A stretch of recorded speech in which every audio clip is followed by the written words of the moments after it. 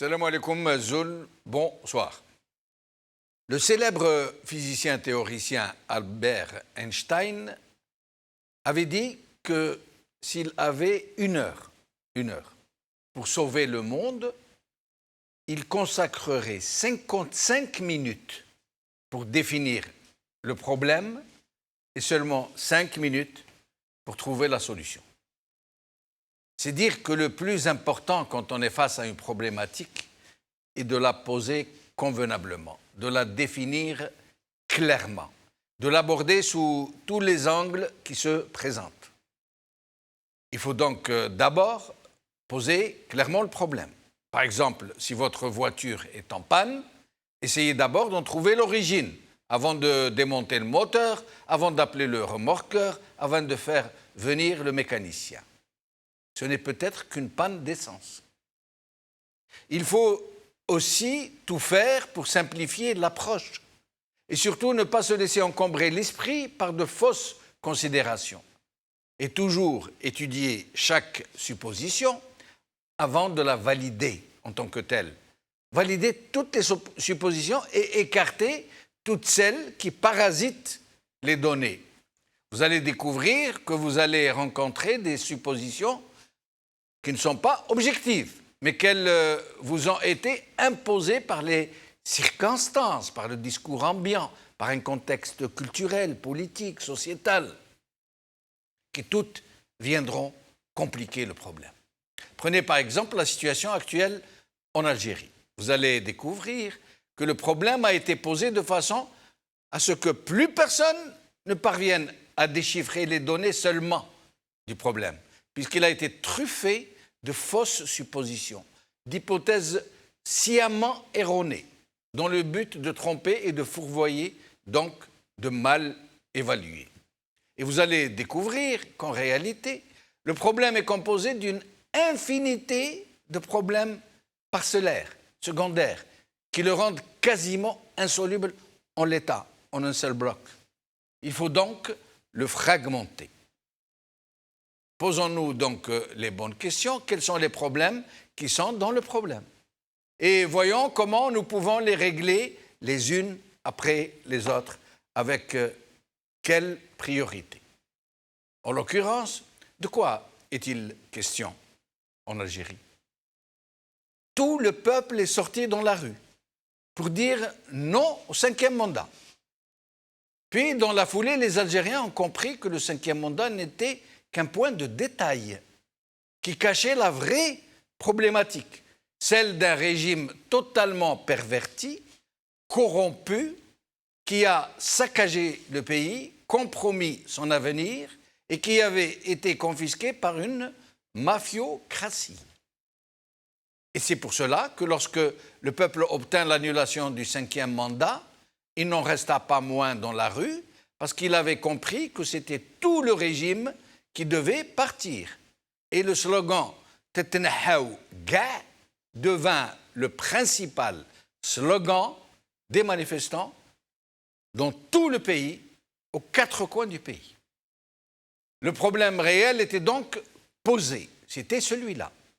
L'Algérie était entre les griffes d'une mafiocratie qui s'était servie de la manne pétrolière pour corrompre tout ce qui pouvait être corrompu et user de la force brutale pour faire taire quiconque pouvait encore se dresser contre elle, mais le jour est venu où le peuple tout entier est sorti dans la rue et où même l'armée, celle des hommes d'honneur qui la composent, a clairement fait comprendre à ses chefs qu'elle ne tirerait pas sur le peuple. Le problème a donc été posé de façon claire. Le régime mafiocrate étant le principal acteur de la crise, la solution consiste tout simplement à l'évacuer, à le faire partir, à le faire dégager. Mais celui-ci, ce régime mortifère, qui a tant à perdre et qui sait que s'il se laisse évacuer, s'il laisse la place libre, s'il évacue la combuse, tous ces scandales remonteraient immédiatement à la surface. Et quel scandale! Des scandales qui feraient en sorte qu'il ne pourrait plus jamais se cacher nulle part au monde. Et donc, ce régime qui a tant à perdre et qui sait que les scandales qui lui pendonnaient sont tellement énormissimes, a donc décidé de ne pas partir, coûte que coûte.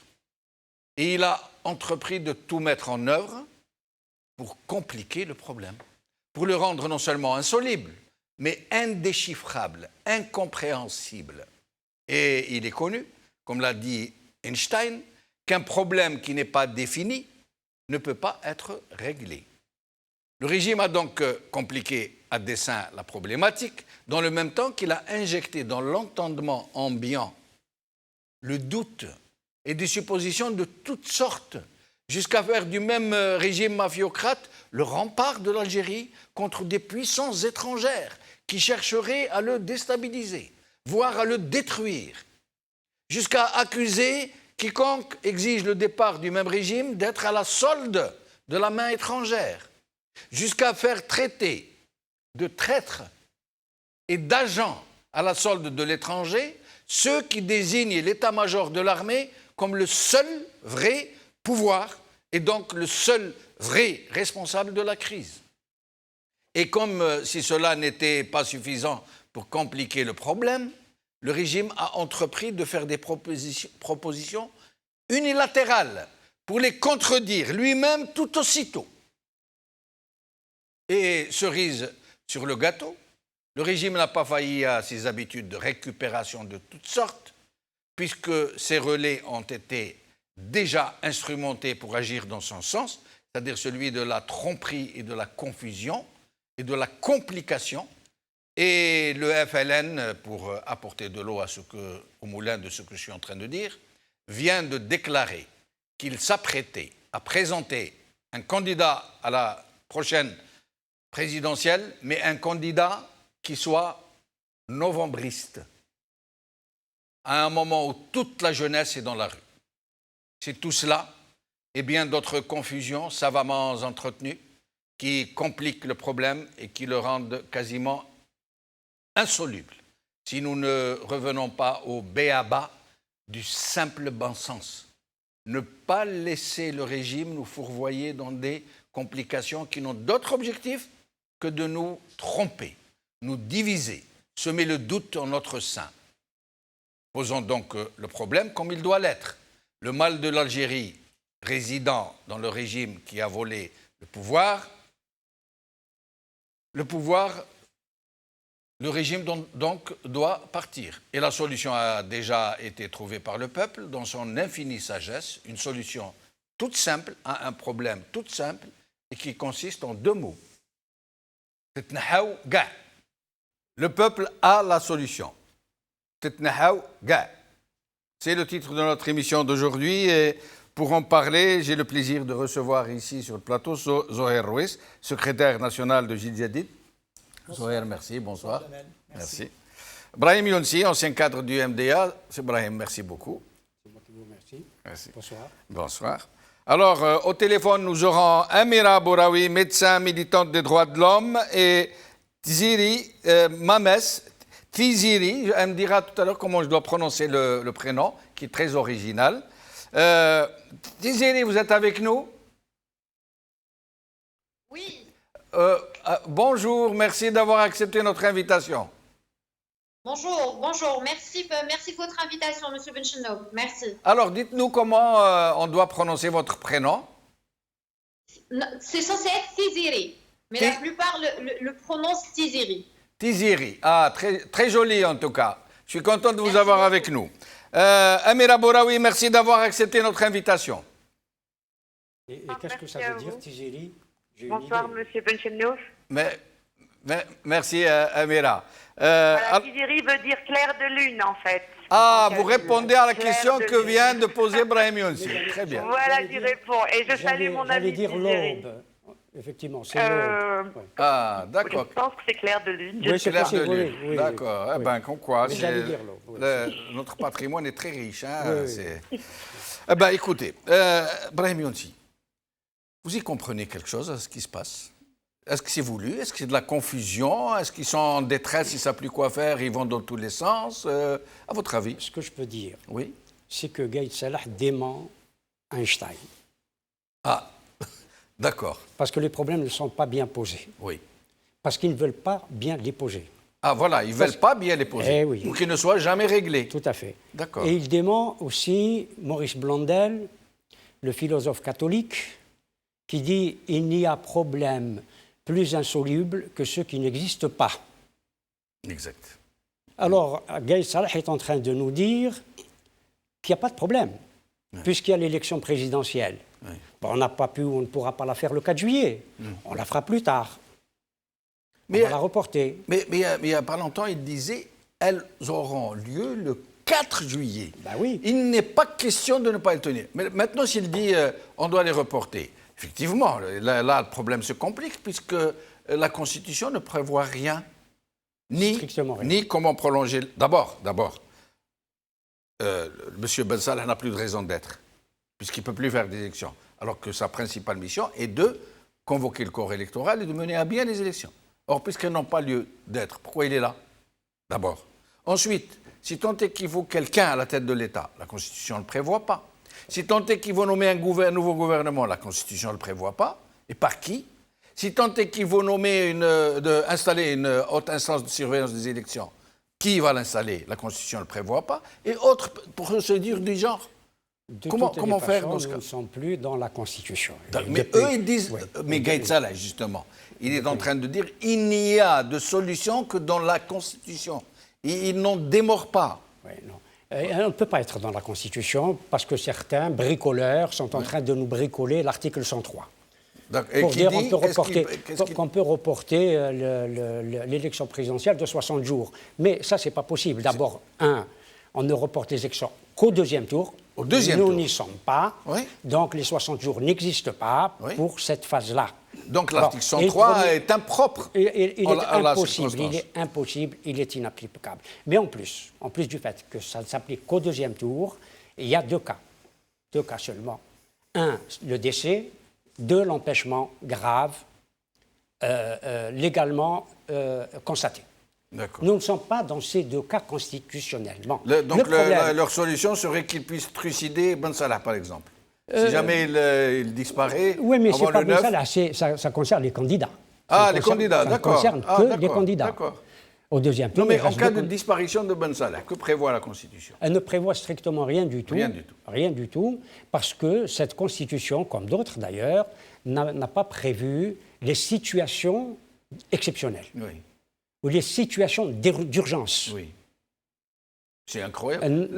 Zoher Rouis, d'abord, moi j'aimerais vous poser une question que se posent les gens de plus en plus. Qui est le pouvoir?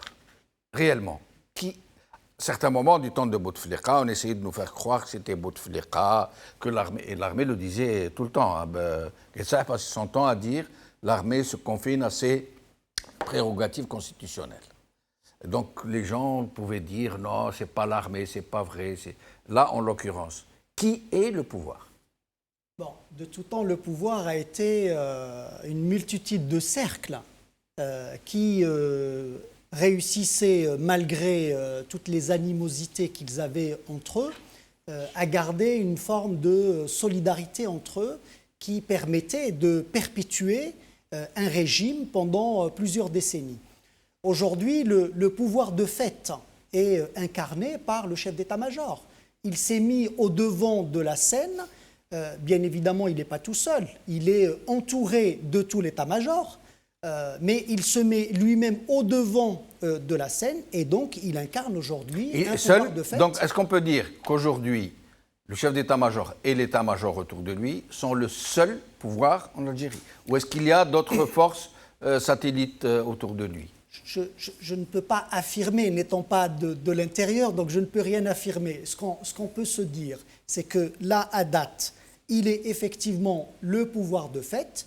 Cela ne veut absolument pas dire que tous ceux qui étaient là autour de Bouteflika et qui constituaient tout ce régime ne sont pas tentés par un retour et donc n'agissent pas pour ce retour-là. Mais la réalité que nous avons avec aujourd'hui, c'est que c'est le chef d'état-major, c'est Gaïd Salah qui fait face à la situation et qui aujourd'hui est là et qui prend les décisions et qui fait des discours que tout le monde attend. Ce n'est ni... Et bien évidemment, personne n'a cru en Ben Salah.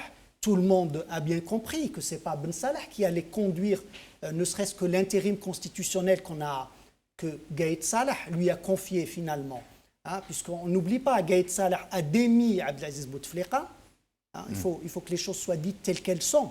C'est la réalité. Il a démis Abdelaziz Bouteflika. Il a donné des ordres à la justice civile et militaire pour qu'elle appréhende un certain nombre de personnes, d'anciens responsables, etc. Et il a fait installer Ben Salah pour mener l'intérim. Donc aujourd'hui, la question que vous avez posée, il se passe quoi? C'est que Gaïd Salah a tenté un bras de fer avec la population et il a perdu son bras de fer autour de l'élection du 4 juillet. Comme il a perdu plusieurs bras de fer depuis le début de ce mouvement. Oui, mais Zoher Rouez, est-ce que par hasard, il ne l'a pas fait exprès, sachant, parce qu'il ne peut pas ne pas savoir, que les échéances du 4 juillet étaient impossibles, impraticables. Il le savait très bien. La meilleure preuve, c'est qu'il n'y avait même pas de candidat. On ne peut pas avoir d'élection sans candidat. Oui. Donc il savait que ces élections n'allaient pas se faire. Et il n'y a pas que ça, il y a plein d'autres choses qui ont fait que ces élections étaient impossibles. Pourtant, lui, il tenait Ordicus. Est-ce qu'il n'a pas fait exprès pour aboutir à cette impasse, justement, pour créer cette impasse dans laquelle nous allons nous retrouver dès le 4 juillet? C'est possible, je ne l'exclus pas. Mais avant que l'élection n'ait pas de candidat, l'élection n'avait pas d'électeurs, en réalité. Oui, oui. En plus. Des millions et des millions de personnes avaient déjà refusé d'y aller. Mais vous savez, Gaïd Salah tenait Mordicus au 5e mandat. Il le voulait. Absolument. Pour que tout reste en place. Pour que rien ne change. Mais c'était avant la grande révolution du peuple algérien. Avant que la population ne fasse entendre sa voix.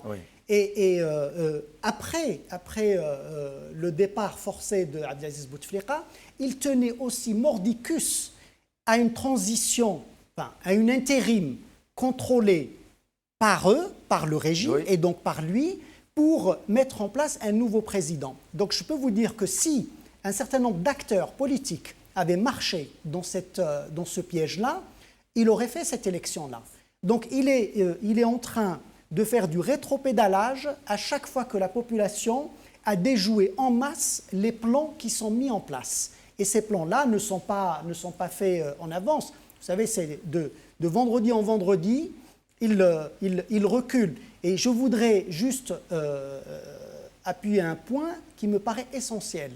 C'est que même si Gaïd Salah avait en tête que cette élection échoue, pour des plans que vous avez évoqués. Je pense qu'il faut garder à l'esprit que c'est la mobilisation de la population, c'est le rapport de force créé dans la rue qui a fait reculer systématiquement Gaïd Salah, y compris sur l'élection du 4 juillet et y compris sur son dernier discours, et on va y revenir, du 28 mai, où il parle pour la première fois de dialogue, en étant un peu moralisateur, bien sûr, comme si le dialogue était refusé par l'opposition et la population, où il parle pour la première fois de dialogue et de concession. Vous voulez dire quelque chose? Oui, Gaïd Salah se pose en souverain, je vous l'ai dit. Carl Schmitt avait parlé de ça. Et souverain, celui qui crée la situation exceptionnelle.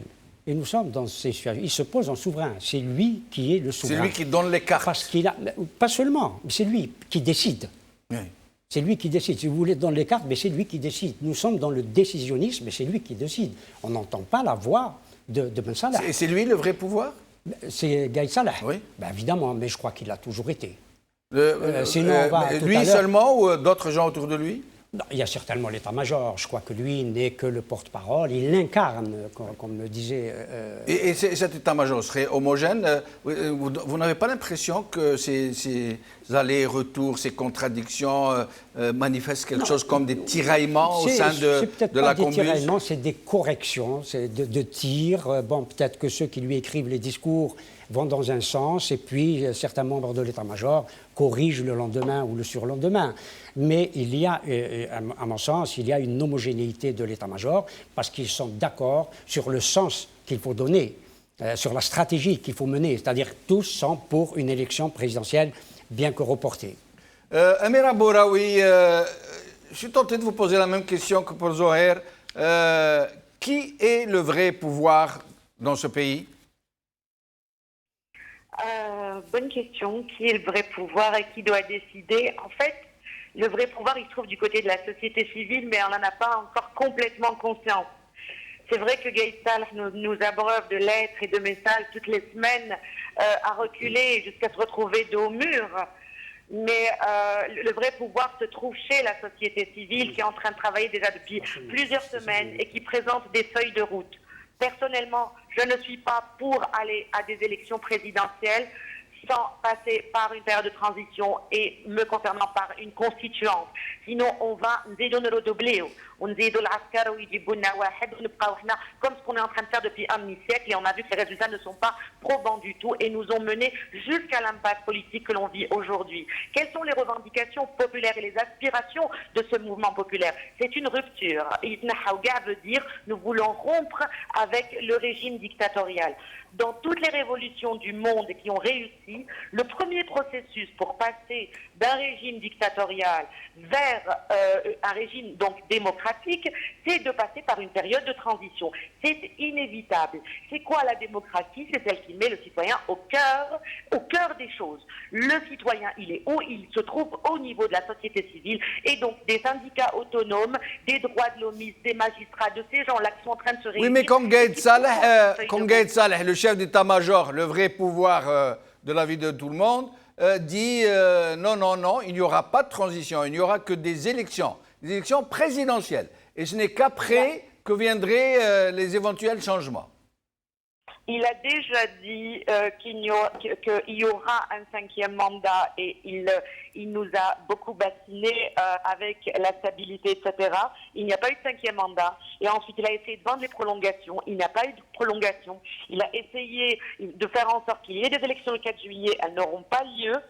Donc aujourd'hui, c'est la société civile qui gagne et c'est elle qui le pousse à chaque fois à refaire ses calculs et donc à mettre un petit peu d'eau dans son vin, si on veut, de lettre en lettre et de semaine en semaine. Mais parce que aujourd'hui, il est clair que la transition vers la démocratie ne peut pas se faire sans la société civile et sans les acteurs politiques. Moi, je ne fais pas confiance aux hommes, peu importe les hommes, mais à une feuille de route clairement proposée où après on peut élire un président de transition, la constituante peut l'élire et peu importe qui il sera, de toute manière, à partir du moment où la feuille de route est sur la table. Nous allons y arriver, Amira Boraoui, la feuille de route. Nous allons y arriver, je reviens à vous dans un moment. Tiziri Mames, vous qui êtes dans l'initiative citoyenne, qui animez des groupes d'action, qui êtes en plein, qui êtes au charbon, comme on dit, qu'est-ce que vous pensez de l'actuelle situation? Comment vous la voyez vous-même?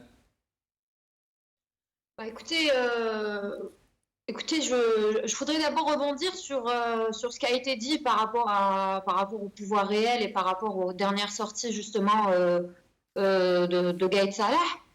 Le pouvoir réel, c'est l'armée. Le pouvoir réel, ça a toujours été l'armée en Algérie. Et je pense que la révolution va permettre enfin de poser clairement cette question et de la poser sur la table et de nous permettre de débattre, nous tous, les Algériens, et de nous poser les vraies questions. Quelle place nous voulons pour notre armée? Nous voulons une armée forte, clairement. Mais est-ce que nous voulons que l'armée continue à se mêler de la chose politique? Est-ce que nous voulons que l'armée continue à décider de la chose politique? Est-ce que nous voulons que l'armée continue à s'immiscer dans la gestion de l'État, tout simplement? Donc ça, c'est une question qui va être posée et qui est posée aujourd'hui.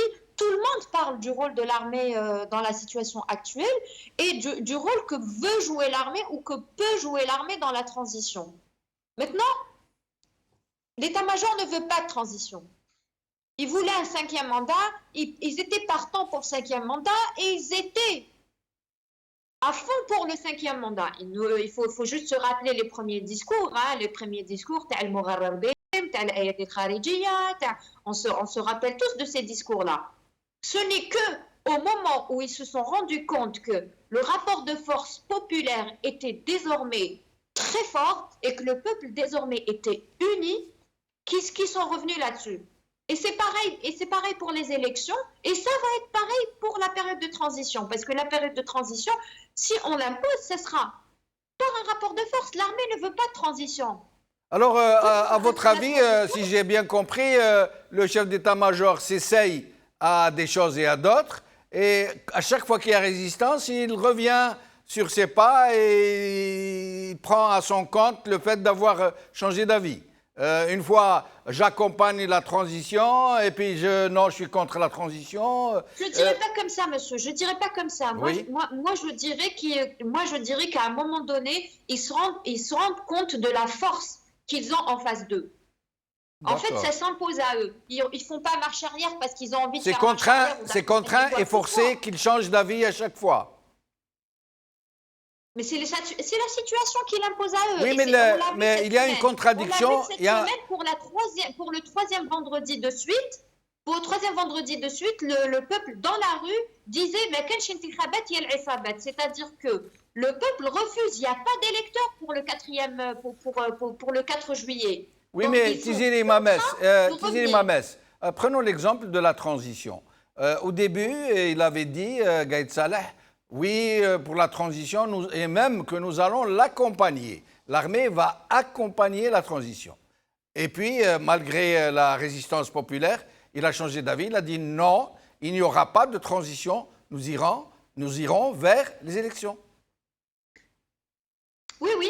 Et comment vous expliquez cette volte-face? La réponse a été claire dans la rue. La réponse a été claire dans la rue. Le peuple ne veut pas partir sur des élections, du moins le 4 juillet. Maintenant, eux ne veulent pas de ces solutions politiques. Ils sont en train de s'accrocher à la Constitution parce que la Constitution, selon eux, comme ils ont l'art et la manière de la manipuler et de la triturer à leur aise, va leur offrir une porte de sortie. Et c'est tout ce qu'ils veulent. Ils veulent une porte de sortie constitutionnelle parce qu'ils ne veulent pas le changement. La période de transition, c'est le changement. Et restez avec nous, Tiziri. Je reviens à vous dans un moment. Brahim Younsi, ils n'ont pas le choix. Ils sont en train d'aller où les mène le vent, ou ils y vont de façon préméditée parce qu'ils cherchent à obtenir une impasse qui leur permettrait d'avoir d'autres options? Non, je crois que c'est prémédité. D'accord. Je crois que c'est prémédité. Mais si je peux me permettre de revenir sur la question du pouvoir civil et pouvoir militaire. D'accord. Vous savez que la Prusse, qui devient l'Allemagne, l'État militaire était un État, c'est l'archétype de l'État militaire. Mirabeau disait même que la Prusse n'est pas un État qui a une armée, c'est une armée qui occupe un État. Absolument. Et l'armée prusse ou prussienne et allemande avait trouvé un homme fort, une personnalité très forte, civile, qui était Bismarck. Et Bismarck avait réduit l'armée, avait fait que l'armée obéisse au pouvoir civil. Et l'armée, comme dit... Pardon, Brahim, moi je suis tout à fait d'accord avec vous. Sauf à une nuance près. C'est que je crois que les deux systèmes sont incomparables. Non, en ce sens qu'on ne compare pas un système militaire à une mafiocratie. Oui, ça c'est clair. C'est clair. Ce que je veux dire, c'est que, Cicéron disait que les armes cèdent à la toge. Bon, c'est ce que nous attendons de l'armée algérienne, que les armes cèdent à la toge. C'est-à-dire les représentants du peuple. Du peuple et de la société civile. Mais depuis longtemps, au moins une dizaine d'années, nous n'avons pas arrêté de dire qu'il y avait un pouvoir civil incarné par Saïd Bouteflika. Saïd Bouteflika qui commandait aux chars, qui commandait aux armées, qui commandait, etc.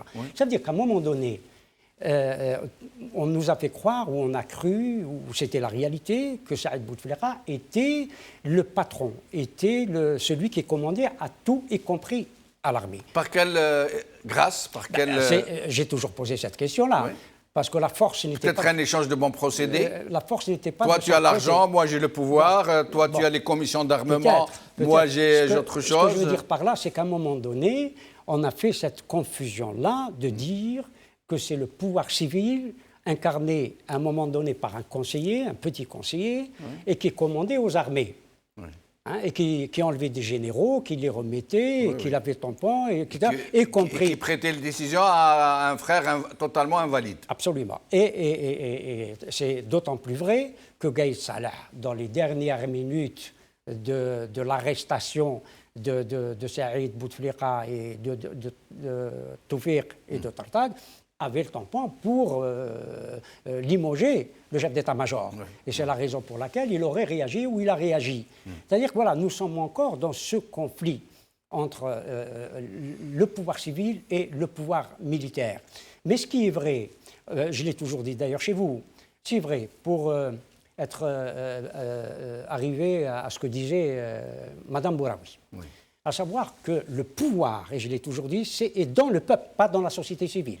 J'aurais que cette expression, il est dans le peuple, il est dans la révolution. Même en ce moment. Si Gaïd Salah peut décider, parce qu'il a le pouvoir de décision, j'ai dit il se posait en souverain, oui. Mais le pouvoir... Mais pas le pouvoir...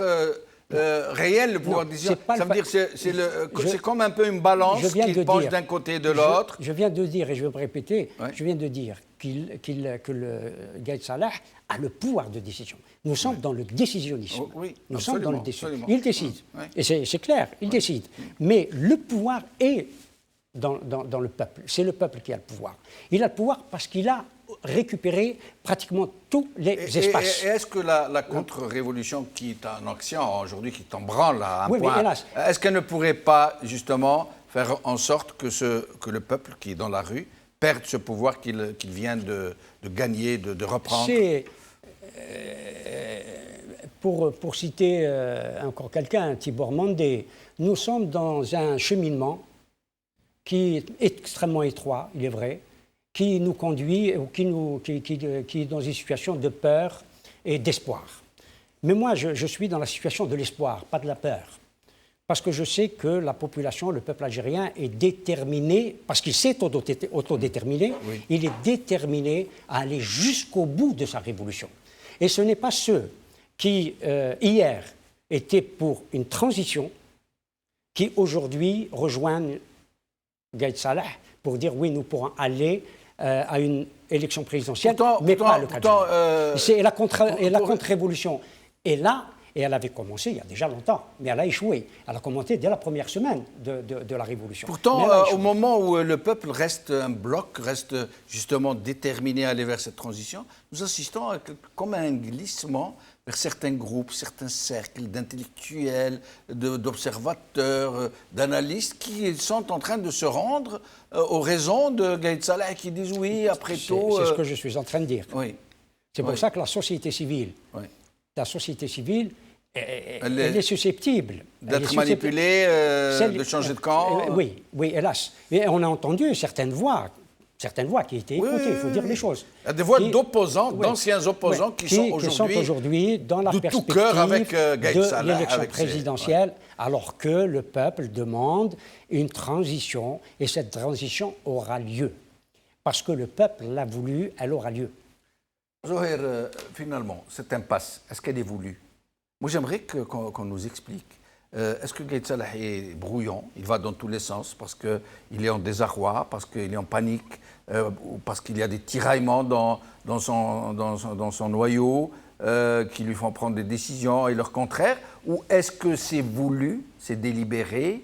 Ils veulent aller vers une impasse? Et si oui, s'ils veulent aller vers cette impasse constitutionnelle qui aura lieu dès le 9 juillet, pourquoi? Et pourquoi faire? Si on revient un petit peu en arrière, au moment où il était question d'un 5e mandat pour Abdelaziz Bouteflika, aucun d'entre eux n'avait imaginé qu'il ne pouvait pas aller à un 5e mandat.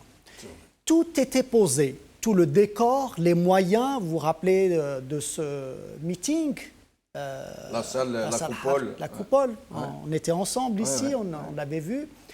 Tout le décor était là, tous les moyens, les hommes, tous. Gaïd Salah, enfin, il n'était pas présent. Voilà, tout était là, y compris le Kachir. Cela veut dire qu'ils n'ont pas imaginé une seule seconde que la population pouvait défaire tous les plans qu'ils avaient échaudés. Et donc, si vous partez de là, vous allez reprendre toutes les séquences qu'on a eues, et Amira en a cité quelques-unes, Amira que je salue d'ailleurs au passage. Ils ont voulu le 5e mandat, le peuple l'a fait tomber. Ils ont souhaité la prolongation, donc ils sont passés à un autre plan, mais celui-là a été précipité. Ce n'était pas un plan B imaginé à l'avance. Donc de dire on va prolonger le mandat. Le peuple l'a refusé. Ensuite, on nous a dit, mais Abdelaziz Bouteflika, il s'engage, il partira dans 1 an. Oui. Prolongation du mandat. Dehors. De façon Terminé. anticonstitutionnelle. Anticonstitutionnelle. Et ensuite, ils ont été acculés à annuler l'élection présidentielle du 18 avril. Ensuite, ils ont souhaité imposer l'élection du 4 juillet et le peuple l'a refusé. Et à chaque fois que le peuple, parce qu'effectivement le pouvoir de décision, il est chez le chef d'état-major, mais c'est le peuple qui dispose, pour une fois. Et le peuple, à chaque vendredi, s'est exprimé. Et à chaque mardi, le chef d'état-major est revenu avec un discours qui revenait un petit peu en arrière sur, malgré tous les mots qu'il utilise, malgré toute la posture qu'il prend pour laisser croire que finalement tout va bien, tout va, le plan suit son cours et qu'il n'y a pas d'évolution. Mais en réalité, ils reviennent systématiquement sur les décisions prises à la va-vite. Et toutes les décisions qu'ils prennent à la va-vite, je le redis encore, consistent à faire en sorte que rien ne change, que ce régime se perpétue. Et donc, il n'y a pas de raison, et je reviens sur la question que vous avez posée, il n'y a pas de raison si le peuple reste mobilisé dans la rue, qu'il garde ce rapport de force dans la rue, qu'il reste sur les mots d'ordre qui sont les siens et qu'on a évoqués ici, c'est-à-dire ils doivent partir, ils ne peuvent pas gérer une période de transition, ils sont disqualifiés pour gérer la période de transition et il faut une période de transition pour revenir aux urnes. Oui, mais Zoher. Non, mais juste terminer sur l'idée, si le peuple reste là-dessus, il n'y a pas de raison que toutes ces contre-révolutions qui sont réelles, qu'on essaye de fomenter et qu'on essaye de mettre dans les pattes des gens qui s'expriment ici et là, il n'y a pas de raison que ça fonctionne. Et on a évoqué la séquence des premières semaines du départ de Abdelaziz Bouteflika. Oui, il y a eu une période de flottement. Oui, au moment où le chef d'état-major a parlé de l'application de l'article 102, 7 et 8, évidemment, il y avait un piège, et nous l'avons dit dès ce moment-là. Le piège était tendu à tous les animateurs du mouvement qui s'exprimaient dans la rue et à la classe politique. Et certains sont tombés dans ce piège. Bien sûr, ils se sont ravisés plusieurs jours après, mais ils ont laissé penser, Gaïd Salah et l'état-major, que la partie pouvait se jouer, que c'est bon, qu'ils avaient une sorte de quitus pour pouvoir perpétuer finalement ce régime. Et donc, mais le peuple a déjoué une fois de plus, et les animateurs, la classe politique, les gens qui se sont exprimés sur le sujet, et Gilles Jadid, je le dis, qui s'était exprimé c'était la veille du 1er avril. Dès que le chef d'état-major avait commencé à parler de ces articles-là, on avait dit, mais on n'est plus dans la Constitution. La Constitution, nous l'avons quittée le jour où les élections du 18 avril ont été annulées. Il n'y a plus de Constitution. Absolument. Et on l'a vérifié, et on le vérifie. Et on va aller au 9 juillet. Il ne s'agit plus de la Constitution. Moi, ma question, elle est importante. J'aimerais que vous essayiez d'y répondre. Gaïd Salah, en s'obstinant à aller vers le 4 juillet, les élections présidentielles, vous n'allez pas me dire qu'il ne sait pas ce qu'il y a derrière. Il sait très bien qu'il y aura le plus grand boycott jamais imaginé. Oui. Il le sait. Or, il n'est pas assez fou pour aller à des élections dont il sait à l'avance qu'elles seront boycottées à 100%. D'accord ? D'un autre côté, il savait très bien qu'il n'avait pas de candidat. Il savait très bien que sur un plan constitutionnel, ça allait bloquer. Il n'a pas de haute instance de surveillance des élections. Et pourtant, il s'est obstiné à aller vers cette échéance. Qu'est-ce qui m'empêche de croire qu'il savait très bien qu'il n'allait pas réussir et que c'était justement ce qu'il voulait obtenir? Ça veut dire qu'il voulait obtenir l'impasse. Ça veut dire tout ce qu'il avait entrepris, c'est pour arriver à une impasse. Et dans ce cas, pourquoi alors veut-il cette impasse? Ce que j'essaie de vous dire, mais je vais essayer de le redire autrement. Voilà, il y a des moments où je suis un peu lourd à la détente. Non, mais je peux aussi clarifier ce que je suis en train de dire. Je dis deux choses. Il peut avoir imaginé un plan, et donc avoir un objectif à atteindre. Oui. Donc, je ne dis pas qu'il est dénué d'arrière-pensée. Ce que vous dites est tout à fait plausible. Et j'ai dit tout à l'heure que je ne l'exclus pas du tout. Il peut avoir ce plan-là. Ce que je dis, c'est que les Algériens quand ils s'expriment et restent sur leurs revendications, ils déjouent systématiquement les plans qui sont échaudés. Donc il peut avoir ce plan. J'ai bien entendu ce que vous m'avez dit. La deuxième chose que peut-être qui peut permettre de répondre, je l'ai évoqué rapidement. J'ai dit que sur les premières heures de la démission de Abdelaziz Bouteflika, un certain nombre d'acteurs sont tombés dans un piège. Gaïd Salah, peut-être a-t-il aussi compté sur le fait qu'il pouvait avoir des candidats à l'élection du 4 juillet. Voyez-vous? Et donc, s'il avait réussi... Vous pensez que s'il avait voulu avoir des candidats, il n'en aurait pas eu? Je parle de candidats sérieux. Sérieux, c'est qu'il n'en aura pas. Ils en ont eu 77 pour le 4 juillet. Ils en avaient 77 qui avaient exprimé le vœu d'être candidats. Ce que je dis des candidats sérieux. Si ceux qui étaient tombés dans ce piège de l'article 102 avaient continué dans cette démarche-là, ils pouvaient naturellement prétendre à l'élection du 4 juillet. Et là, on introduisait un billet qui allait diviser le Hirak et qui allait diviser la société, ce qu'on appelle la société politique, c'est-à-dire la société civile, les partis politiques de l'opposition réelle et toutes les personnes engagées. Donc, je redis, il peut avoir ses arrière-pensées et il suffit que les Algériens restent mobilisés avec ce rapport de force qui est important, restent mobilisés sur leurs propres revendications pour faire échouer son plan. Et qu'on rentre. De toute façon, je vais vous dire, il n'a plus d'autres... D'ailleurs, il n'a jamais eu de carte, on parlait tout à l'heure de carte. Il n'a pas la solution, il ne peut pas faire différemment, il n'a pas le choix. Seule une période de transition peut permettre au pays de renouer avec un processus démocratique et de garder intacte l'armée nationale populaire que Gaïd Salah menace gravement par ses prises de position.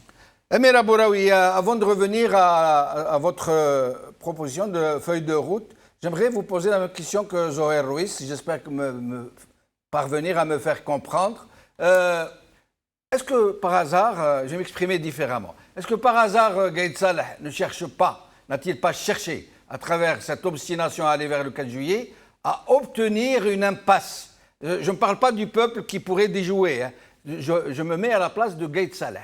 Qu'est-ce qu'il a voulu obtenir comme impasse et pourquoi? Est-ce pour décréter un état d'exception quelconque? Est-ce pour prendre l'initiative lui-même? À votre avis, pourquoi s'est-il obstiné à aller vers des élections présidentielles dont il sait très bien, il n'y a aucun doute là-dessus, et tous ceux qui sont autour de lui le savent aussi, qu'il n'est pas possible de les pratiquer? Amir Abouraoui, nous l'avons perdu. J'espère que nous allons la reprendre, la joindre de nouveau. Tiziri Mames, vous êtes avec nous? Oui, M. Vilchenov. Est-ce que vous avez entendu la question que j'ai posée à Amir Abouraoui? Oui. J'aimerais bien que vous y répondiez, si tant est que vous ayez une réponse. Oui. Bon, alors moi, je pense pas que Gaïd Salah veuille ou ait voulu aller vers l'état d'exception. Hein. Moi, c'est une idée que je récuse depuis le début parce que dans le point de vue pratique, c'est pas possible d'aller vers l'état d'exception parce que ça sous-entend que tous les corps de l'État, aussi bien les corps de sécurité que les autres forces vives de l'État, les anciens du régime, les hauts fonctionnaires, tout le monde veuille aller vers cette solution. Et ça, je ne le pense pas. Moi, je ne pense pas que nos institutions veuillent aller vers cette solution-là. Donc, je pense que c'est une option qui a été éliminée par Gaïd Salah depuis le début. Vous pensez que Gaïd Salah s'est obstiné à aller vers ces élections, sachant qu'elles pourraient se dérouler malgré tout? Il a essayé un coup comme ça qui n'a pas marché? Peut-être effectivement qu'il comptait sur certains candidats parce qu'il y a des candidats jusqu'au dernier jour, jusqu'aux quelques derniers jours, on pensait qu'ils allaient aux élections. Hein. Il faut pas oublier ce paramètre-là. Peut-être qu'ils pensaient qu'ils se présenteraient. Peut-être qu'ils sont en train de cuisiner un président et qu'ils n'ont pas encore réussi parce qu'ils ont l'habitude de nous cuisiner des présidents, ou peut-être qu'ils sont tout simplement en train de nous préparer un 103. Et je pense que c'est plutôt la dernière option qui se dessine, parce que le 103, et encore, ils vont devoir encore manipuler la Constitution, manipuler et dire que le fait que l'on soit en présence de 2 candidats et uniquement 2 candidats, ceci veut dire qu'on est déjà au 2e tour et donc le 103 pourrait éventuellement s'appliquer. Voilà, en tout cas, ils ont l'art et la manière de faire ces choses-là. Mais moi, je pense qu'il est définitivement temps de passer, d'outrepasser la question de Gaïd Salah parce que là, on est en train de réagir à ses sorties toutes les semaines et ça paralyse complètement le débat et ça retarde le débat. Ça retarde la solution, c'est ça que je veux dire. Ça retarde la solution parce qu'on ne parle pas du politique. Tout à l'heure, Zoher Ruiz disait que c'est le rapport de force qui impose tout. Effectivement, c'est le rapport de force populaire qui impose tout. Maintenant, le peuple, si on veut lui donner le pouvoir réel, parce que monsieur a parlé du pouvoir réel qui est détenu par le peuple. Oui, ça peut l'être. Mais il faut que le rapport de force populaire soit traduit politiquement pour que le peuple puisse prendre le pouvoir de manière politique. Et pour cela, il faut imposer le contenu politique sur la table, les différentes feuilles de route et permettre aux différents acteurs d'exprimer leur point de vue. Et qui sont ces différents acteurs, Tiziri, qui sont ces différents acteurs? Les acteurs, vous savez, on a recensé il n'y a pas loin de 45 initiatives sur la scène politique. Donc il y a à la fois les initiatives de la société civile, il y a des initiatives de personnalités politiques, il y a des initiatives de collectifs de personnalités universitaires, il y a les initiatives des partis politiques, il y a plein d'initiatives. Oui, mais comment faire pour que ce soit audible, pour qu'il y ait une sorte de synergie, pour qu'il y ait des représentants clairs, bien déterminés? Il faut déjà offrir la place du débat, mais politique stricto sensu. Et non pas toujours réagir, parce qu'on est dans la réaction, on est dans l'agenda du régime encore une fois. Et on ne pose pas de contenu sur la table, et on ne pose pas de contenu politique sur la table, ni de solution. Ça fait tout à fait les affaires de Gaïd Salah et du pouvoir actuel. Parce que c'est grâce à ces manières-là qu'il réussit à dire sans honte dans ses discours qu'il n'y a pas. Je m'étonne de voir qu'il n'y a pas de solution émanant des intellectuels et de la classe politique. Tout simplement parce qu'il n'y a pas de débat. On ne débat pas des contenus politiques.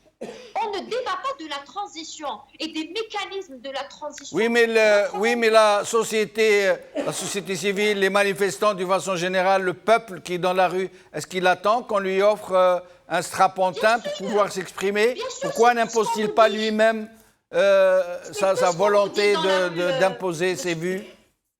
Pardon? Pourquoi le peuple qui est dans la rue ne trouve-t-il pas le moyen de désigner des représentants qui pourraient parler clairement en son nom? Mais pourquoi vous pensez que c'est la solution?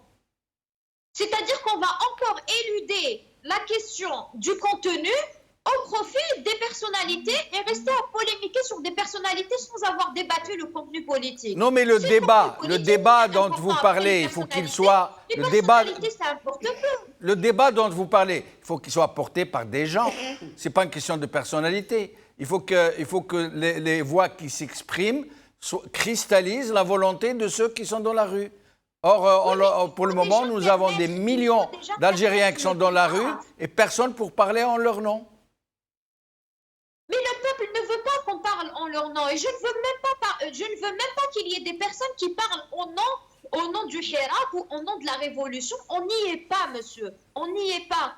Il faut d'abord imposer un rapport de force autour d'une proposition politique. Et à ce moment-là, les personnes qui vont porter ce projet-là vont émerger d'elles-mêmes. Et le peuple va les adopter, va les porter et va les promouvoir.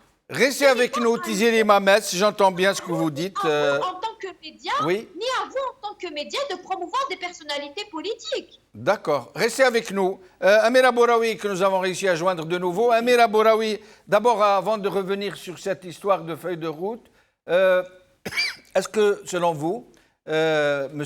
Gaïd Salah n'est-il pas en train de chercher à provoquer une impasse constitutionnelle, celle qu'il dit craindre lui-même, pour pouvoir décréter quelque chose, je ne sais pas, état d'exception, état de siège, que sais-je?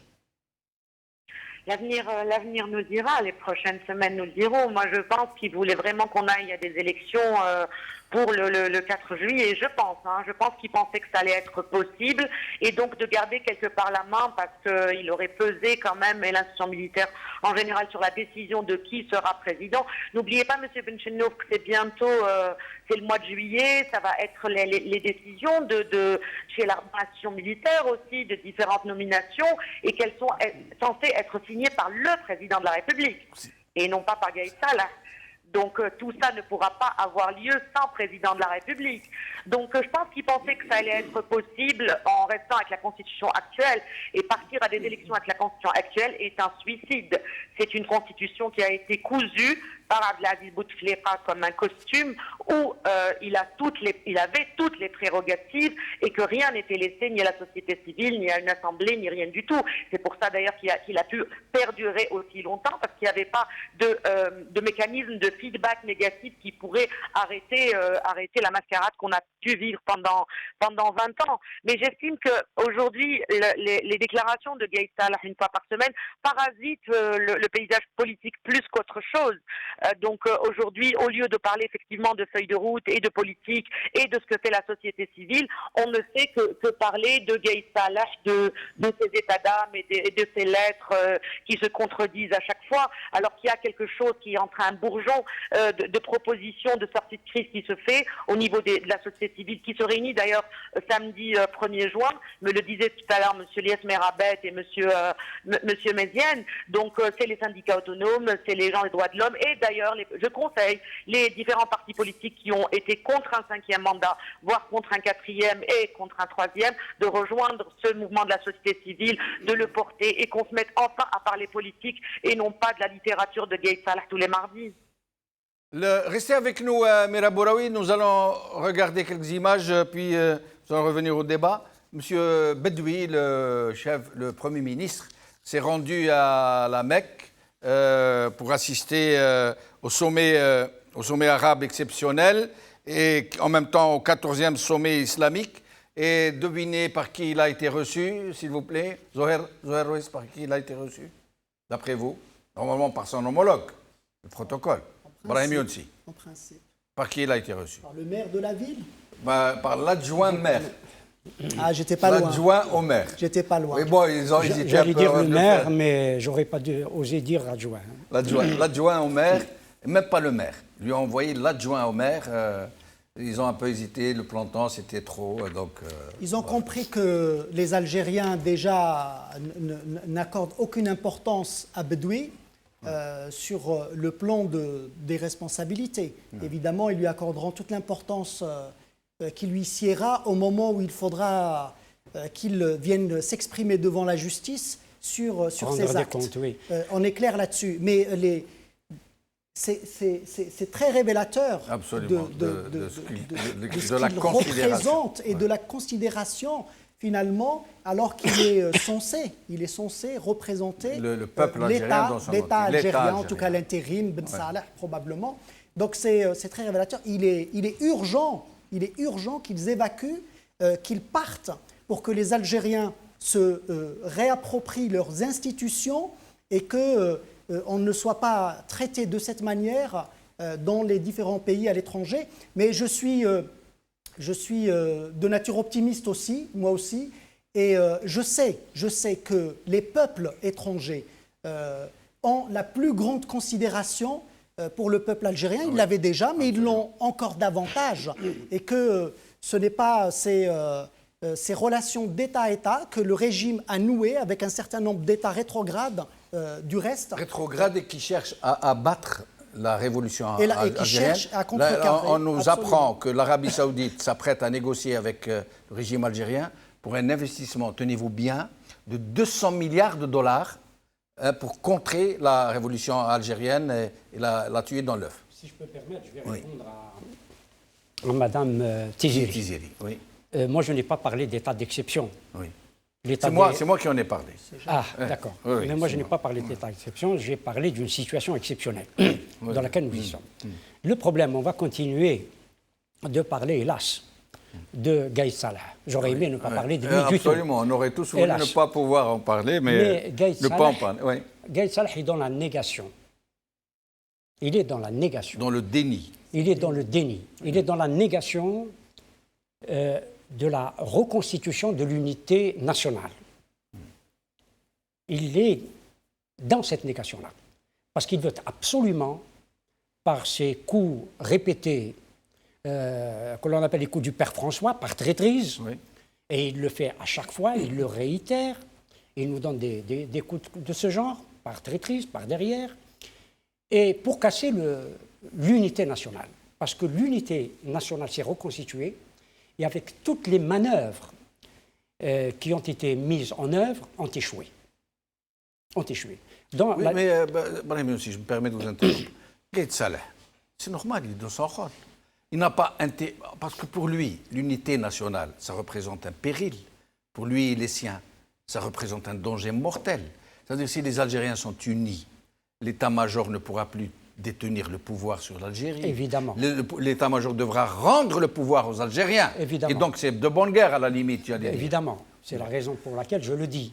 Je dis qu'il faut absolument maintenir cette unité, cette union nationale, qui s'est, Dieu merci, reconstituée. Et ne pas laisser les uns ou les autres, et singulièrement l'état-major, la casser. Et à ceux qui sont dans la contre-révolution, qui s'est exprimée très vite, de ne pas porter atteinte à cette unité et de ne pas porter atteinte, et sont en train, pour certains d'entre eux, de vouloir lui porter atteinte sans y réussir, heureusement, dans ses objectifs. Parce que l'objectif fondamental, c'est celui que tout le monde parte, d'une part, et d'autre part, aller vers une transition qui ne soit pas inscrite dans le conflit. Parce que les Algériens ne veulent plus du conflit. Comment expliquez-nous un peu, une transition qui ne soit pas inscrite dans le conflit? Que ceux qui veulent la transition, parce que nous le voulions ou non, hélas, les considérations idéologiques vont ressurgir. Bon, il faut être lucide sur ces questions-là. Il n'y a pas de doute. Il faut être lucide. Donc, il faut que nous les réglions. Il faut que... Avant ou après ou pendant? Nous sommes en train de les régler. Moi, je pense que nous sommes en train de les régler parce qu'il y a...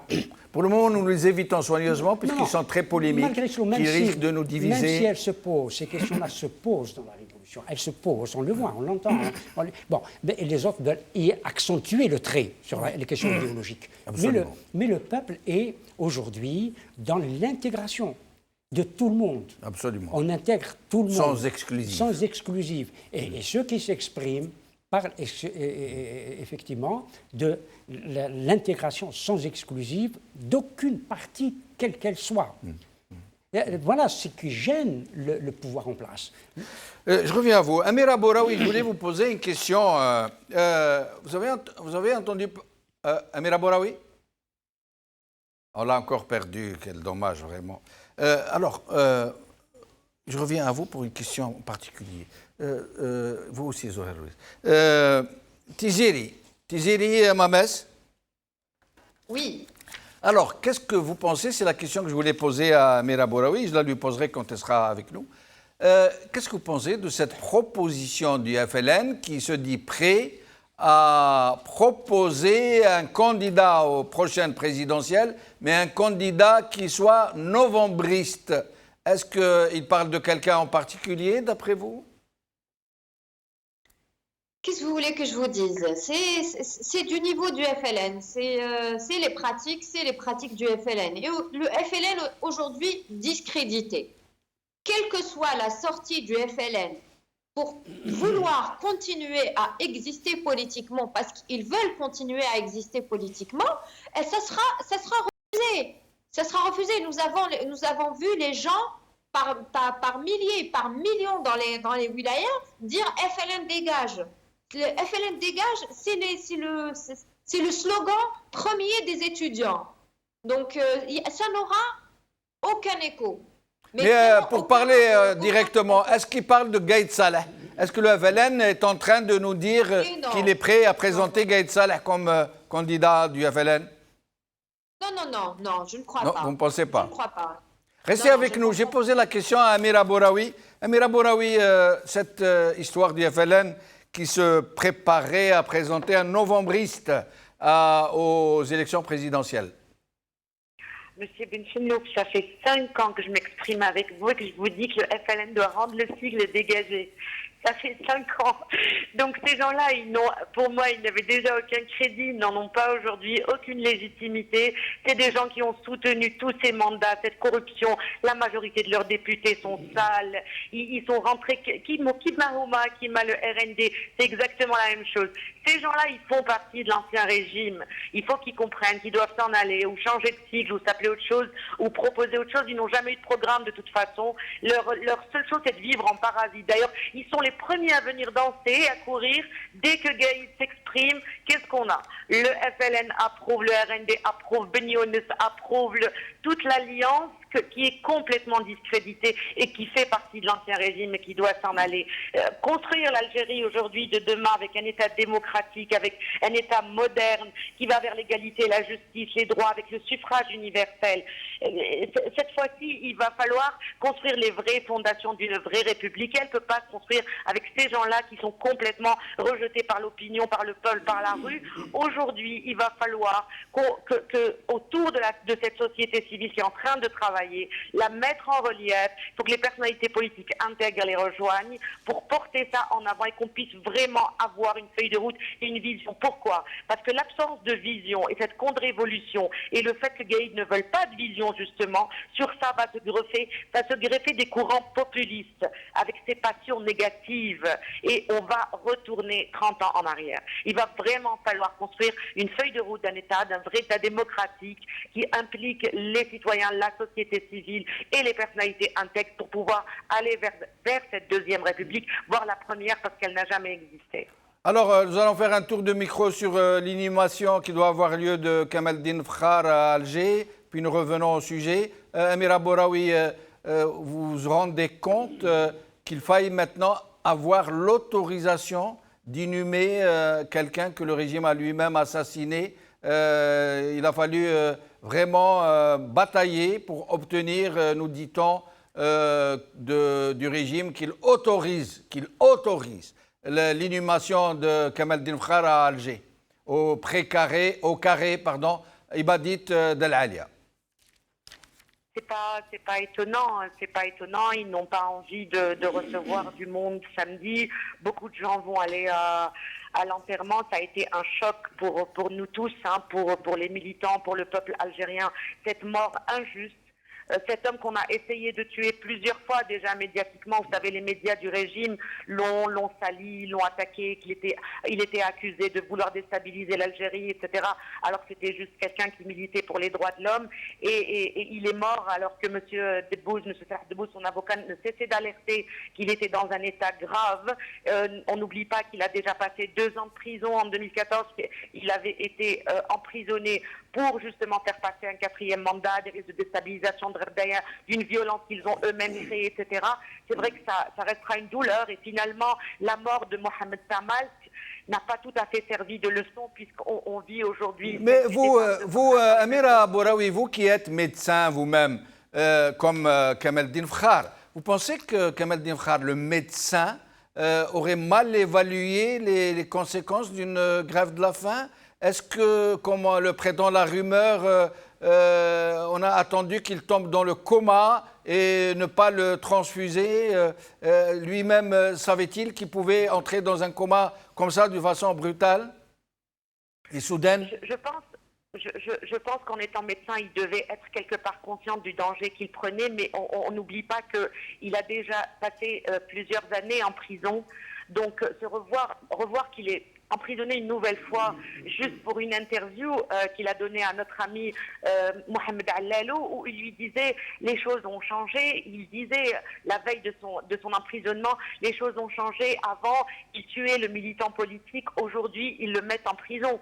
Mais quelque part, il a tort parce qu'on vous tue à petit feu encore aujourd'hui. Le système est le même. C'est un système qui l'a tué. C'est une justice qui l'a mis injustement en prison. C'est un milieu carcéral qu'il a longtemps dénoncé aussi, qu'il a laissé mourir et qu'il a envoyé au hôpital de Blida comme pour se débarrasser d'un corps la veille de sa mort. C'est aussi le manque de mobilisation autour de lui. Nous, c'est notre faute à nous aussi en tant que militants, en tant que société civile. On n'a pas fait assez de bruit, on n'a pas appris de la mort de Tamalt avant lui, de Garoumi avant lui, etc. Donc on assume tous cette responsabilité-là et la mort de Fakhar. Mais je pense qu'il savait et il a décidé de se sacrifier pour cette cause-là et j'espère que son sacrifice ne sera pas vain. Restez avec nous, Amira Bouraoui. Pardon, je suis en train de m'embrouiller un peu. Zohair Rouis, c'est Kamel Din Fakhar.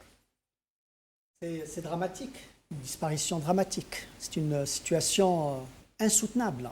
Et Amira l'a dit, le régime n'a pas tiré les leçons de la disparition tragique. Il y a d'autres militants qui sont encore en prison, qui sont en grève de la faim. Absolument. Et qui sont en danger de mort aussi. Et nous avons déjà eu le précédent Mohamed Tamalt. Absolument. Donc ce régime est responsable de la situation. C'est lui qui est responsable de ça. Ce n'est pas les Algériens, ce n'est pas la société civile. Il est responsable parce qu'il a emprisonné des gens qui ont eu pour seul tort de s'exprimer librement ou de donner leur opinion. Et donc, il faudra qu'ils rendent des comptes. Il faudra que ceux qui ont mis Mohamed Tamalt et Kamel Din Fakhar en détention provisoire rendent des comptes aussi. Parce que c'est inacceptable. On ne peut plus continuer de cette façon, continuer à emprisonner les gens parce qu'ils s'expriment librement, parce qu'ils ont des opinions à défendre. Et j'écoutais Gaïd Salah dans son deuxième discours de cette semaine, où il avait des menaces à peine voilé sur la presse. Vous avez tous lu ce qu'il a dit sur la presse, où il veut finalement qu'elle dise la bonne parole, la parole du parti, un peu, et que si elle dévie, elle peut avoir les foudres du chef d'état-major. Et donc, il faut absolument se dire qu'ils ne peuvent pas changer, ils ne changeront pas, ils doivent partir. C'est le seul moyen pour que l'Algérie retrouve le chemin de la paix et de la démocratie. Brahim Younsi, sur cette affaire de Kamel Din Fakhar Birahmou, le système a décidé de mener une enquête, de provoquer une enquête, le procureur général. Le problème est qu'on a oublié qu'il y a eu une enquête sur la mort de Boudiaf, sur la mort de Qasdi Merbah, sur l'assassinat la mort de l'islamiste qui a fait remporter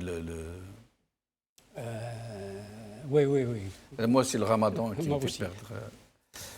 Alors, les commissions Hachani, alors, et j'en passe de commissions d'enquête qui ont été diligentées, mais qui ont été placées sous le boisseau. On n'en a plus jamais entendu parler. Et là, ça va se passer de la même manière? Oui, à l'évidence. D'abord, est-ce qu'on peut penser un instant, je ne connais pas personnellement Kamel, ou je ne le connaissais pas, Kamel Din Fakhar, mais j'ai eu un moment avec lui, un échange épistolaire. Oui. Kamel Din Fakhar était un homme de foi. Il ne faut pas oublier cela. C'était un homme de foi, quelqu'un qui était croyant.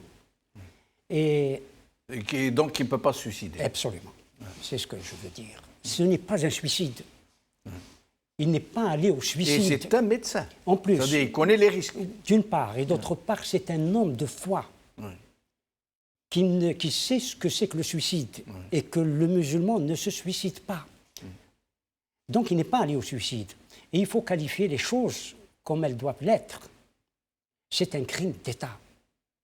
Et son avocat ajoute à juste raison, Salah Debouze le dit à juste raison, c'est un crime d'État programmé. On a laissé mourir cet homme, qu'on soit d'accord avec lui ou pas.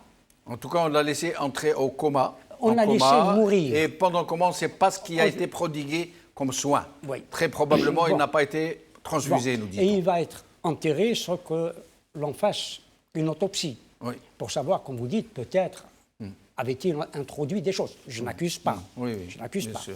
Mais le problème de Kamal Din Fakhar est extrêmement grave parce qu'il y avait des précédents et puis il y en a d'autres. Il y a Ben Naoum qui est dans une situation critique, alarmante, qui est à son 100e jour ou à peu près dans une grève de la faim. Et qui risque de décéder d'un moment à l'autre. Il y a le co-détenu qui, semble-t-il, a arrêté sa grève de la faim. C'est ce qu'on nous a dit. Hadj Brahim Aoun. Et il y a des prisonniers dans la culpabilité depuis les années 90 qui sont en prison. Oui, dont certains sont morts. D'une part. Dans l'anonymat le plus total. Tout à fait, alors que leur culpabilité n'a pas été démontrée par la justice. Alors, dernier tour du micro sur la mort de Kamal Din Fakhar. Tiziri Mames sur Kamal Din Fakhar, son inhumation au carré Ibadite d'Al-Alia à Alger, qui a été enfin autorisée. Écoutez, je commence par dire, comme mes camarades, que c'est une catastrophe. On est vraiment sous le choc. On n'arrive pas à réaliser en fait que c'est arrivé vraiment. Et on pensait pas que la situation irait jusque là. Après, Kamal Din Fakhar a donné un signe fort et un message aux gens qui répondaient à toute la polémique, qui disaient qu'il était séparatiste et tout ça. Il a voulu se faire inhumer à Alger parce que c'est un défenseur encore de l'unité nationale. Et maintenant qu'on doive demander des autorisations pour inhumer nos proches ou les Algériens où ils veulent, c'est quelque chose qui reste encore un non-sens. C'est un manque de considération pour le citoyen. C'est dire que le citoyen n'est pas un citoyen de plein droit dans cette Algérie et qu'il est temps qu'ils partent. Ils doivent tous partir parce qu'ils nous traitent comme des citoyens de seconde zone, comme des sous-hommes. Et on ne peut plus continuer comme ça. On est arrivé à une situation dans le pays où tout le monde, par millions, réclame le départ de ces gens qui ont fait l'Algérie telle qu'elle est aujourd'hui. L'Algérie dans laquelle on ne se voit pas d'avenir. Et restez avec nous. Je reviens à vous pour un dernier tour de micro. Amira Bouraoui, donc le dernier tour. Quelles sont vos attentes? Comment imaginez-vous la suite des événements? Demain, vendredi, un autre jour de marche. C'est le 15e demain. Oui. Nous allons faire le 15e vendredi. Des millions d'Algériens sont attendus demain, plein carême, en plein été, mais les gens sont déterminés. À votre avis, ça va se passer comment? Amira Bouraoui? On vient de la perdre encore une fois. Zoher? Même question. Oui, bien sûr. Il faut que les Algériens continuent absolument à sortir en masse pour garder le rapport de force dont j'ai parlé tout à l'heure, qu'il soit intact, voire qu'il se renforce et qu'il reste sur leur mot d'ordre. C'est le seul moyen d'amener ce régime à accepter la solution, en tout cas les revendications populaires. Quelles sont ces revendications? C'est une transition, une vraie transition politique. Il y en a eu de par le monde. Ce n'est pas quelque chose d'aberrant. C'est tout à fait possible. Des pays d'Amérique latine l'ont fait, des pays de l'Europe de l'Est l'ont fait. Et beaucoup d'entre eux se portent très très bien. Et la Tunisie est encore dans son processus, absolument. Et donc il faut rester. C'est une transition que les Algériens souhaitent pour renouer finalement avec les urnes. Pendant cette transition, que demandent les Algériens? C'est que d'abord qu'elle soit pilotée par des femmes et des hommes intègres, désintéressés et non liés à ce régime. Donc, ni Ben Salah, ni Bedoui, ni un autre de ce régime. Et que pendant cette période de transition, on revoit les dispositions liberticides des différentes lois, la loi sur les partis, sur les associations, les syndicats, la loi électorale, et qu'on mette en place une instance indépendante de surveillance, d'organisation et de surveillance des élections, qu'elles soient complètement indépendantes de ce régime et qu'on renoue avec les urnes. Et qu'on ait par la suite un débat. Aujourd'hui, je sais qu'il y a un débat. Est-ce qu'il faut faire des élections présidentielles ou une constituante? L'une et l'autre a des avantages et des inconvénients. Mais nous avons une priorité. La priorité, c'est d'imposer à ce régime qu'il accepte cette période de transition et qu'on rentre dans ce processus-là. Et ça répondra peut-être à votre question. Peut-être que Gaïd Salah veut aller jusqu'au 9 juillet pour créer ce vide institutionnel pour qu'il ne se passe plus rien et que ce soit lui qui conduise une transition ou qu'il prenne son temps finalement. Qui ait l'initiative. Qui prenne l'initiative. Il faut que les Algériens continuent la mobilisation et je suis certain qu'on y arrivera parce qu'on a déjà démontré, on a déjà des victoires et y compris le fait que le 4 juillet tombe, c'est une victoire en soi. Et donc, il faut continuer à engranger les victoires pour imposer cette solution de sortie de crise. Amira Bouraoui, que nous venons de rejoindre. Amira Bouraoui, le mot de la fin. Le mot de la fin, c'est qu'on sort encore demain. On ira à l'enterrement samedi du docteur Fakhar. Et le mot de la fin serait donner quelques noms de personnes qui sont en prison actuellement. Aghdaya, Bassim Brahim, Tishabat Nourdin, Khiyat Idriss, Mohamed Baba Njar, Abdullah Ben Naoum en grève de la faim, Sidi Belabès, Hadj Ghermoul qui est à Mascara, Ibrahim Aouf qui était incarcéré, qui est syndicat du CLA, qui était avec Fakhar, Louisa Hennoun qui est à Blida et on ne sait pas pourquoi, Ben Habib Al-Harraj pour avoir parlé. Merci Amira Bouraoui. Tiziri Mames. Oui, Monsieur Benchenouf. Oui, donc je rebondis juste sur ce que disait Monsieur Zoher Louis. Effectivement, aujourd'hui, on parle de plusieurs solutions. On parle de plusieurs solutions politiques. Je pense qu'il faut sortir du piège de la Constitution, qu'il faut définitivement entériner le fait que la Constitution, c'est bon. Mettez 18 avril. On arrête de parler de ça. On se concentre sur les solutions politiques. Il y a un débat effectivement sur une solution qui... Si vous regardez un petit peu les solutions qui sont proposées, on est tous d'accord sur le RSIA, donc un directoire présidentiel pour assurer la fonction de chef de l'État, un gouvernement de technocrates, faire tomber les lois liberticides, partir vers un comité de déontologie ou un comité éthique des médias pour ouvrir les médias et pour que le jeu médiatique soit professionnel et déontologique et déboucher, effectivement renouer avec les urnes, mais élire quoi? Un président de la République ou une assemblée constituante. Il faut qu'on ait ce débat, il faut qu'on arrive à trancher entre nous parce qu'il y a des inconvénients d'une part et d'autre, effectivement, et il faut qu'on arrive à avoir sereinement ce débat-là pour partir sur une solution, pour trouver enfin ce pacte historique qui va nous faire sortir de la situation actuelle. Et restez avec nous. Et qu'on en parle dans les détails, parce que c'est dans les détails, effectivement, qu'on n'est pas tous d'accord. Mais globalement, sur la période de transition, le régime doit reculer. Elle doit avoir lieu. Et restez avec nous jusqu'à la fin de l'émission. Brahim Younsi, le mot de la fin. D'abord sur le novembrisme, si vous me permettez. Oui, bien sûr. Il y a le 1er novembre. Oui. L'appel du 1er novembre. Mais il n'y a plus de novembristes. Oui.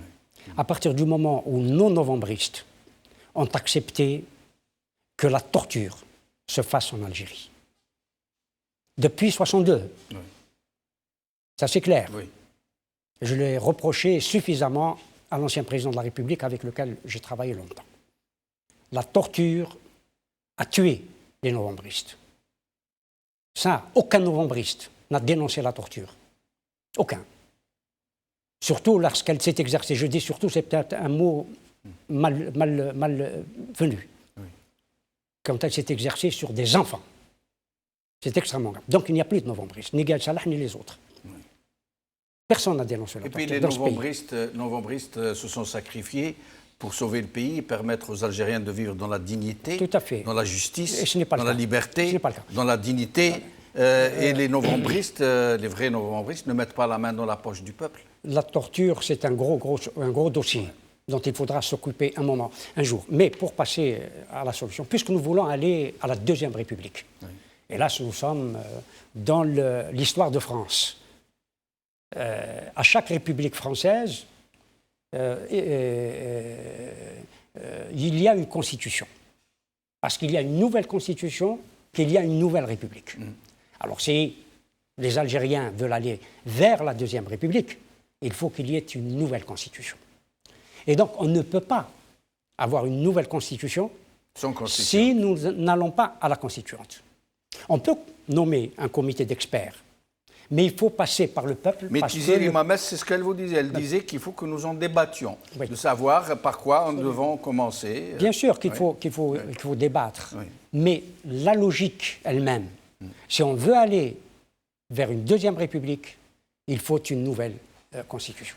Merci Ibrahim Younsi, merci Amira Bouraoui, merci Zoher Ruiz, merci Tiziri Mamès.